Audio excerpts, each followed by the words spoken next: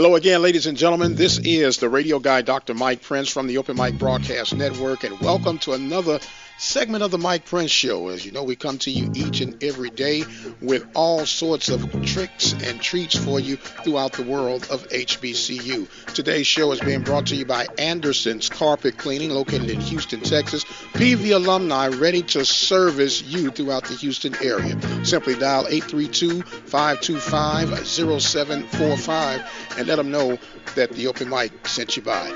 And without further interruption, we are going to present to some and allow others to get to grace the presence of an individual who has been working on the grind for a long time. And it is about time for her roses to be presented to her while she can yet smell them. And that is none other than the general manager of WVSD 91.7 from the Delta State of Mississippi Valley's campus, and that is none other than Miss Wanda Young. How are you today, ma'am? Hello, Dr. Prince. How are you? I am wonderful. I am thankful that I am on top of the ground. The ground is not on top of me, and we're able to come together and talk a little radio. That's wonderful, and thank you so much for the invitation. I appreciate it. No problem at all. You know, you have an open invitation with us at any time, 24 hours a day, 7 days a week, except with the exception of a leap year, 365 or 66 days of the year. So you are welcome here. And you're probably scratching your head, and some of the listening audience might be scratching their head right now, talking about, well, what are you interviewing? Doctor, I always want to call you Dr. Young because you put so much time in, and I know that you're a modest individual, but if you don't mind, give a little background, then we'll further talk about why you're here with us today, on how long you've been involved with radio and what got you started. Well, thank you so much, Dr. Prince, for the opportunity. I am not a PhD, but I have been at the university for a long time, and actually I have helped some of the people who have PhDs get their PhDs, whether at Mississippi Valley or, at other institutions, my friends and family and so forth. Well, I'm from the Mississippi Delta. I'm from Greenwood, Mississippi, which is about 12 miles east of Mississippi Valley State University. I came to Mississippi Valley State University after working at WABG TV in Greenwood, Mississippi. I received my degrees from Jackson State University, bachelor and master's in mass communication. Journalism and public relations were the areas that I studied most. And after that, of course, I came to Greenwood, back to my hometown, and I landed a job at WABG.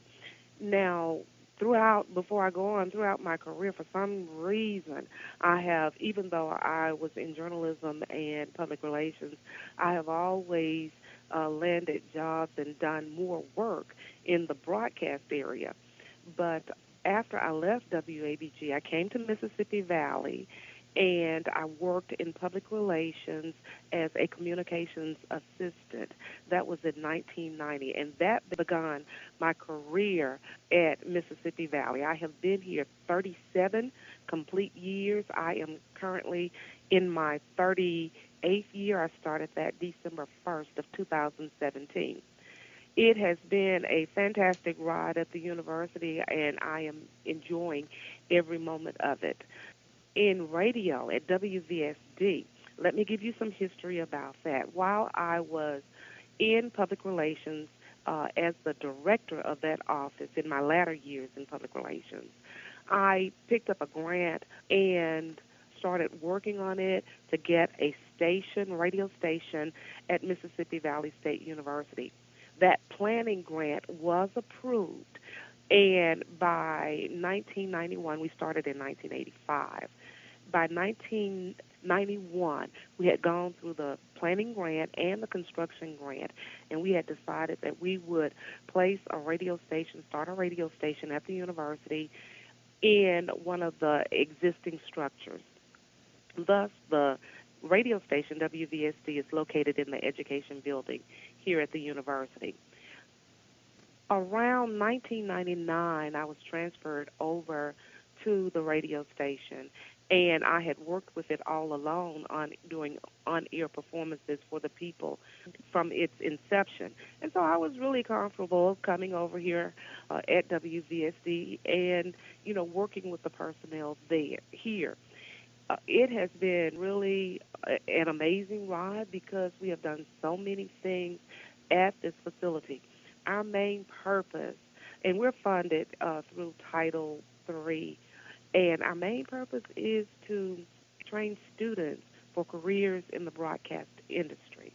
And we pull most of our students from the mass communications department, although we do train other students in other areas for careers that, you never can tell where they may go. They may end up on CNN as a business analyst. And people are wondering why you're here today with all that wealth of information, knowledge, really a historian amongst the midst of us right now, to be able to start something and to see it through for the duration that you've had. Now, here is something that many people miss the mark on, is commercial radio station is unlike public radio, and public radio is unlike college radio. Would you be able to give a brief description of the difference between those? Sure. And before I go on, let me tell you what my title is. My title is Coordinator for Public Broadcasting at the university, and also I teach mass communication courses in the mass communication department. Let me just get that out. I forgot to say that. We are a non-commercial public radio station at Mississippi Valley, and basically when you're talking about non-commercial versus commercial radio, we have a special educational value that we send to our listeners. An educational experience, I guess, would be a better term. And we are a non-for-profit radio station, whereas commercial radio is a for-profit medium.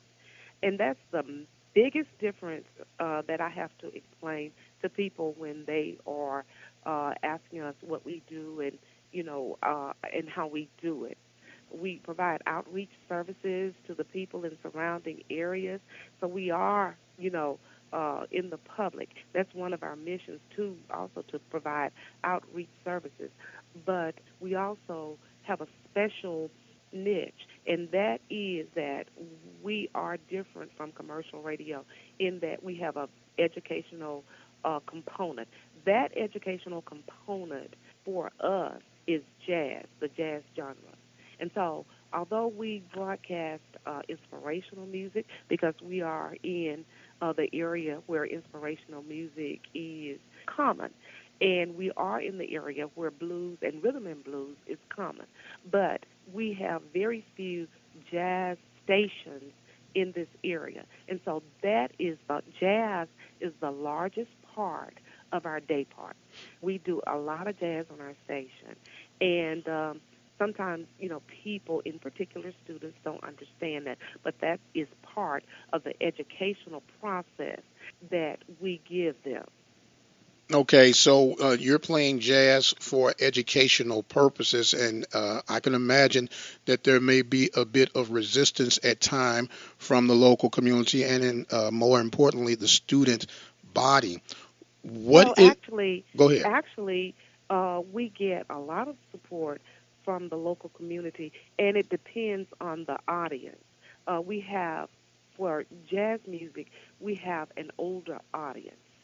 That is good also because that older audience channel funds through our fundraising campaigns to the radio station. And we do jazz not just, for educational. That's our main reason. But we also look at the fact that it is entertainment and it is an art form that people appreciate. We don't have many jazz radio stations in the Mississippi Delta, and so therefore we put a lot of time in providing jazz music to the people within this area. Okay, we're speaking with, I'm just going to say the head lady because you got all kind of titles going on. That's Miss Wanda Young from WVSD 91.7 FM in the Delta on the campus of Mississippi Valley State. Now, you made mention of community programming that you're providing through Yes. your station. What are some of those, if you could, that you provide to the community? One thing, we allow people from the community to come and be on public affairs programs that we have already developed. Maybe student programs, they may be programs that we, the staff, create, but we allow people to come on and be a part of those programs. In addition, we allow people, if they have something that's going on that they would like to put out there and have a regularly scheduled program, we allow them to come in and do that. Some people like to do poetry. Some people like to do variety shows where they can, go into their community school systems and, talk with the students and see what's on students' minds. We help those people develop their programs to fit our format, and they are community people doing a service for the community. Now, is there a service And, charge for that? no, sir, there is not. It is free. Say that again, Miss Young. No, there is not a service fee for that. It is free. It is part of what we feel educating the community. And so we just don't up and let people from 16th Street in Greenwood come in and do a program. We help them develop the program and have the components of their program in a show rundown where just as you read the newspaper and the editorials are on page 6, their news from their community garden will come up at 5 after the hour.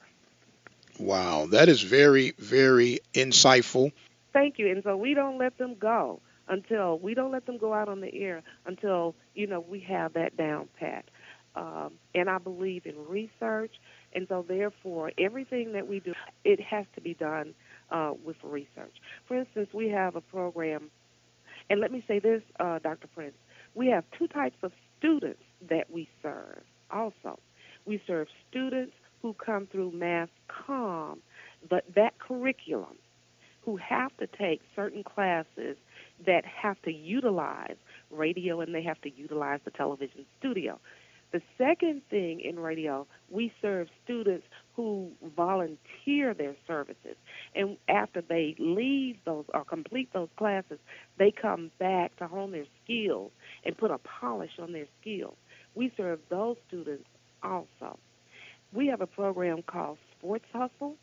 It comes on every Saturday. It's produced and directed and hosted by students. And these people, young people, they do this program every Saturday, and it's sports news, local sports news, state sports news, national and international, and then it covers all of the areas, whatever season it is in the sports world. These young people are dedicated to what they do, and we place it in our format on our logs right before MVSU sports are broadcast and webcast. And so that ties the student program with our professional broadcast of MVSU sports. And it's a learning experience. And then we pull those sports students out and we pair them with our professionals that broadcast and webcast, our play-by-play announcers. So it's just a community all coming together with the one source that I constantly tell people all the time that is probably one of the most underused advocates for whether it's promoting a message, supporting a local business, and that's the radio. Yes. The radio can be the community's greatest ally. Oh, absolutely. Absolutely. And a lot of people just do not realize the significance and the power of radio. We have to constantly, beat that drum. And I have nothing against television because I've done television early in my career before coming to MVSU. But radio gives you that really strong foundation, where you can really create, and you don't have to be worried about the lights and the cameras and how you look and how how dressed up and the cosmetic aspect. You can go in 4 rooms and you can go out to thousands of people with 4 walls surrounding you and be as creative as you want to be. That's why I say I was born for radio. I don't have the face for television, but I have a voice for radio, so I try to maximize it at every opportunity that I can. And you can, because radio gives you, it's the theater of the ears. You're playing to, all the person can do is hear you. That's on the other end. All the listeners can do is hear you. So you have to play to that theater of the mind. Yes, and that's why I think that if you want to have any type of marginal success in radio or audio broadcasting, you have to have the ability to create. And so, Dr. Prince, that's what in everything we do, there is a beginning, a middle, and an end. Yes, yes. A beginning, a middle, and an end. You paint that picture, make it plain, and exactly. And you lure the people in, even on how you speak and describe certain things, when to pause, when to accelerate your language and escalate your voice and bring it down. It is all a training, and that's what you're providing and been providing, and I might say with the utmost excellence for the past 37 plus years. We are speaking with Miss Wanda Young, the head lady in charge at WVSD 91.7 FM in the Delta state of Mississippi. We got to continue these conversations because I do understand, sadly, that all things must come to an end. But you're talking about retiring soon. Am I correct? You are absolutely correct. I am. And I am, and that's why I continue to say, that, I've had a wonderful time here, and I expect to continue to have a wonderful time at Mississippi Valley State University. My folks started bringing me over here to concerts before I even knew what Mississippi Valley was. And I have always loved this university, will continue to love this university as I go forward. Yes, ma'am. Now, I forgot to ask this question because your location somewhat reminds me of the location in Prairie View. And you talked about your heavy jazz format. In a 24-hour schedule of programming, what percentage of that would you say is jazz? And what is the niche that you've discovered that helps you push jazz in an area that is heavily related to gospel and i.e. blues and R&B? I would say probably 75% of our programming, and I may be off by that. It may be even more, but a very large portion of the programming goes to jazz. We do jazz from 10 in the morning until 8 at night, and at midnight we go back to jazz overnight until 6 o'clock in the morning. And so that's every night, except for weekends when we're playing rhythm and blues and gospel. And so that's a lot of jazz. That's 5 days a week, 5 nights a week. And you also provide sports coverage for the Delta State football and basketball programs? Yes, we do. We have the MVSU Sports Network, and that's basically where we broadcast the university sports, mainly now football and basketball. Even if we aren't broadcasting them, then we do have people who cover them and bring information, back to us. But I think that the jazz, as far as the niche in this area, I think it's very receptive. And even when we explain to the students that this is something hip hop and the urban format is good, we appreciate that. We recognize that. This is something a little bit different. When you leave Mississippi Valley State University, that you will know that jazz is a genre of music. Well, it's absolutely, I guess if you allow me to transfer and translate, it adds a touch of culture while you're getting your educational learning. Exactly. And and sometimes I tell them, I say, just think if you're getting ready to land this big job at a big corporation, and you're in the room with a search committee, and they start talking about jazz artists or jazz music, and you have no idea what they're talking about. They could be the difference of you getting that job or not getting that job. And so it's just, I always tell my students, whether I'm teaching broadcasting students or public relations students, it's just good to know a little bit of something about everything. Yes, ma'am. Yes, ma'am. Now, do you have a certain era of jazz that you play, or do you just kind of go all over the We charts? just go all over the charts. Traditional, contemporary. We just if we get it in, we play it.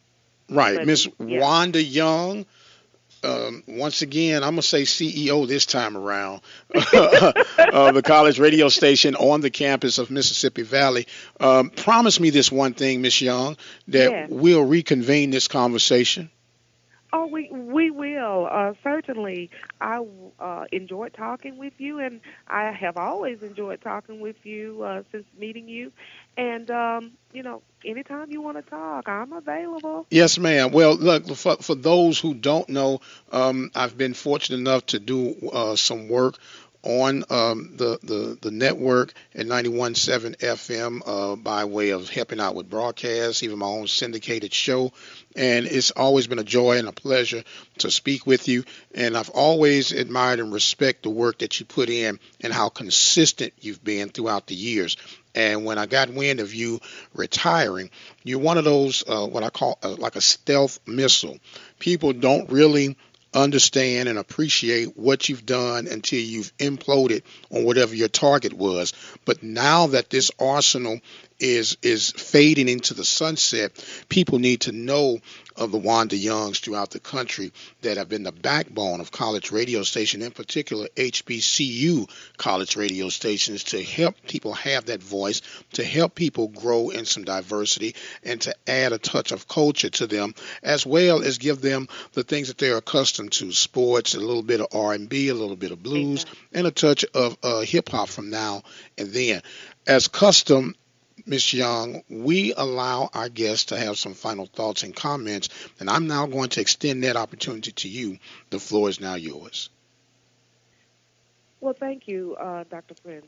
My philosophy is um, if someone comes to me in this arena um, with an idea, I try to make it happen.